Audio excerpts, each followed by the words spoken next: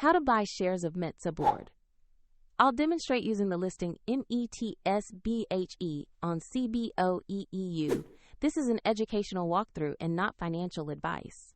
You need a broker to trade, and I'll use eToro as a neutral example.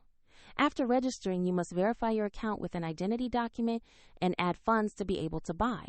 Use the platform search box and type the ticker METSB.HE to locate the stock. Make sure you select the Metsa Board listing from the search results. On the asset page, check the brief company summary to see Metsa Board's activities in paperboard and packaging.